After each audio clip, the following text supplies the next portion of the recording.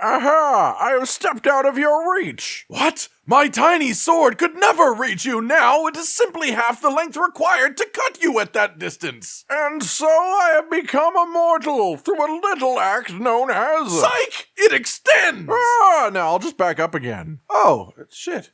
Ladies, gentlemen, and tarnished of all ages, welcome one and all as we dive into one of the fundamental parts of what makes this game what it is. Weapons. Elden Ring has a lot of weapons. Some of them have particularly special skills, some of them have unique attacks that don't even match the rest of the weapons that share their general moveset, and some of them just look plain sick. So get ready for one more collection of 8 weapons you absolutely do not want to miss in Elden Ring. Without further ado, first up is Ordovis' Greatsword. This beautiful bronze beast of a weapon has a general Greatsword moveset, nothing outside of the ordinary until you reach the weapon skill itself, Ordovis' Vortex, which spins the weapon around in the air behind you before slamming it down onto the floor, creating a large shockwave all around you. This skill can be charged, and generally speaking, it just looks freaking awesome. To use this weapon, you need 25 strength, 13 dexterity, and 15 faith. To acquire it for yourself, you'll have to head to the Ariza Hero's grave just outside the main walls of Leyndell, the capital city, on the northernmost side. Once inside, run forwards to the first alcove on the side and hide inside of it until the chariot goes past you. Then run past it and jump into the pit below. Go past the enemies and through the tunnel, then taking a right, and then at the exit wait for the left side chariot to go past you. Then run to the left side where it once was. Don't continue down until the right chariot reaches you and then turns around, or you'll desync the 2 chariots. Then after that, run to the bottom of the ramp. Another chariot will spawn on the other side of these pillars, so don't get overzealous. Take your time, work your way through to the boss room that is right behind it. Secondly today is the Beastclaw Greathammer. This warhammer comes with a pretty standard moveset, though anyone who uses warhammers knows that their moveset is quite a tasty one. But its main uniqueness comes from the weapon skill Regal Beastclaw, which is quite similar to the Beastclaw incantation, but a far wider cone and a fair amount more damage as well.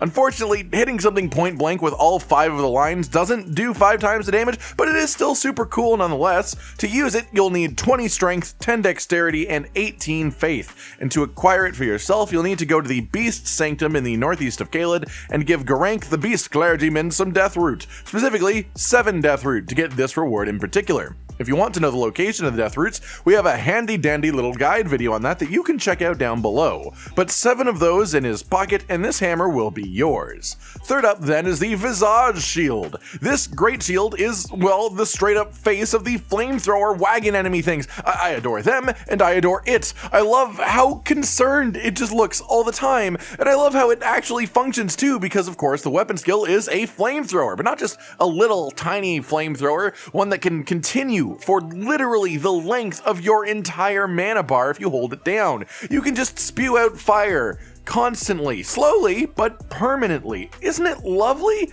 Sure, it won't do much damage per second, but by God, is it fun to just walk around burning things? Okay, maybe I have a problem. I love burning things. To use this thing properly in one hand, you'll need to have 44 strength. No other attributes though, so that's nice. To acquire it for yourself, just head to the Caelid region, specifically the Caelum Ruins up in the northwest, right around the middle of which is a staircase that leads down to a boss room.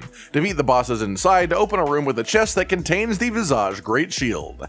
Fourth then today is the Ghostflame Torch. This one is, well, a torch, yeah, but oddly it is a torch that inflicts ice damage. So Ghostflame is actually cold fire. Mostly this one is just a very cool looking torch. It doesn't have a unique skill, it doesn't have a unique moveset, but it looks good and it applies ice to enemies, so what's not to like? To use it, you'll need 10 strength, 10 dexterity, and 14 intelligence. To acquire it, you will first need to defeat the Radon boss fight, and then head to the crater in Limgrave, a touch north of the Fort Height West site of Grace. Start descending into the crater and continue out the straightforward path until you reach this set of rooftops near the top. From here, instead of going down like you normally would to reach Nokron proper, and quite possibly you already have, jump off of this platform to the right side to reach this other pillar.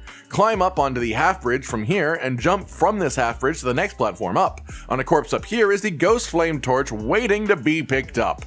Fifthly will be the Mantis Blade Curved Sword. This one looks pretty neat, and the look itself makes a lot of sense within how the weapon itself functions. The light attack combos are standard, and unfortunately the weapon skill itself is simply spinning slash, a very standard weapon skill, but you can change the weapon skill on this one with Ashes of War, which you may want to because of the unique strong attack that this weapon holds, unfolding the Mantis Blade to make it nearly twice its length before swinging upon your enemies. This effect looks really cool happening mid-combat, and while this one doesn't necessarily scream, "Holy hell, this thing is overpowered," it is a super stylish weapon that you can customize for yourself to make it fit your playstyle. To use it properly, you need to have 10 strength and 12 dexterity. To acquire it, you will need to kill a specific non-boss enemy in a dungeon, the dungeon being Gelmir Hero's Grave, near the top of Mount Gelmir, right behind the Hermit Village. Yes, another chariot trap area, I'm sorry. From the first sight of Grace inside, head down and forwards 2 alcoves and then hide inside of the second one until the chariot reaches you, turns around, and then goes back down.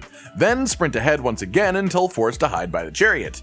One final sprint for the finish into this alcove on the left side, which is more than just an alcove, but a full-on hole! Glorious hole! Go through and up the staircase on the right, then carefully and through this fire trap in the back area behind it. There is another chariot trap behind that. Let it pass and then head down the ramp. Let it pass again and continue down the ramp even further. Do this once again until you reach the alcove in the back right of that section, in which is a cemetery shade enemy. This guy is pretty strong, he can do a lot of damage really fast, and you are trapped in a small space with him due to the chariot. But once you defeat him, he will happily drop for you the Mantis Blade weapon.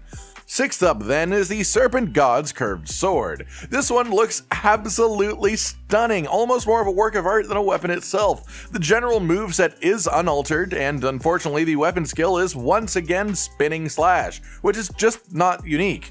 But this weapon does passively restore around 5% of your health every time you kill an enemy with it equipped, which in itself makes it worth considering having in your collection. Even regardless of the beautiful design work, that passive is pretty cool. To use it properly, you need to have 13 strength and 9 dexterity, and to acquire it for yourself, head to the ruin-strewn precipice overlook Site of Grace at the northmost point of the middle of the Liurnia region. And then from there, go down the elevator, continue to the left, and then up a nice ladder, and then in front of you, you will see a big land octopus with some tiny land octopuses. Behind the big one is an item on a corpse, which is the weapon that you seek.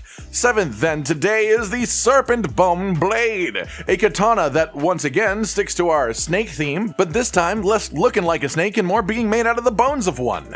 This really long bone blade with a super jagged back edge and very visible poison on the top of it is quite the unique looking tool. The skill on the weapon cannot be changed, however, it also isn't too unique. It's double slash. It's a nice looking skill and a pretty useful one, but definitely one that's better on Rivers of Blood when it's shooting out frickin' blood. It's nothing to write home about on this one though. The main thing here is that this is a katana that looks beautiful and also applies poison as a default instead of bleed as a default, allowing you to change things up. To use it for yourself, you will need 11 strength and 22 dexterity, and to acquire it, you'll have to do a bit of a questline in Volcano Manor. To start this, first meet Rhea at this location in Liurnia. She will ask you to retrieve a necklace from just up the way, so do so and then return to her. Then she will move up to the top of the Grand Lift of Dectus. Find her here, and then she will take you on a journey to Volcano Manor, the proper way. Talk to the NPC directly around the corner from where you spawn, then proceed to the room down the hallway to pick up a letter that gives you orders.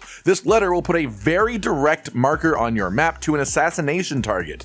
Go and do this, come back, and the process will be complete. She will ask you to do this again, and then of course the second time that you complete the same process, you return to her, Tanith herself will give you the Serpentbone Blade as a reward. And then finally today we have the Warhawk's Talon Straight Sword. This one looks pretty gnarly, which makes sense given it is essentially the severed leg of one of the Swordhawk enemies that you fight around the place. The light attacks are normal. The weapon skill is sadly once again Spinning Slash, but it can be replaced as you might expect when you see Spinning Slash on things. And you may notice I didn't mention the strong attack yet because once again this one has a unique animation, being a double slash instead of the normal single thrust that straight swords tend to get as their strong attack. I really do love that there's so many weapons with semi-unique movesets. It feels like there's just way more fighting styles in this game as a result of them. To use this thing properly, you'll need to have 10 11 strength and 16 dexterity, and to acquire it for yourself, you will need to farm these Stormhawk enemies. Just a little bit. It isn't the rarest drop, as each hawk has 2 of these swords for feet, which is logical, and the best place that I personally know how to do it is from the Rampart Tower Site of Grace in Stormvale Castle. Right out of the door are 3 of these enemies that you can fight in sequence, one at a time, then go back to the Site of Grace and then refresh. Repeat, of course, until the sword has been acquired. And that just about covers it, everyone. I've been Cotton Dinosaur from RageGamingVideos, and this has been another set of 8 weapons you really don't want to miss in Elden Ring. I hope you guys like these ones, and maybe even use them for yourselves, but if you think that we are missing anything, missing talking about something that is particularly cool or important still, then just let us know. Like if you liked the video, subscribe and hit the notification bell for more, and most importantly, ladies and gentlemen, until next time, stay sweet. Josh, Cotton, and Hollow with the videos, dropping the humor like a hammer on your tippy toes, bringing entertainment on a daily arrangement to take our insanity and turn it into entertainment. Yes, I said entertainment twice, to reiterate that it is nice to look into your faces on a mostly daily basis when you let us in your homes to make the whole world a stage. Goodbye.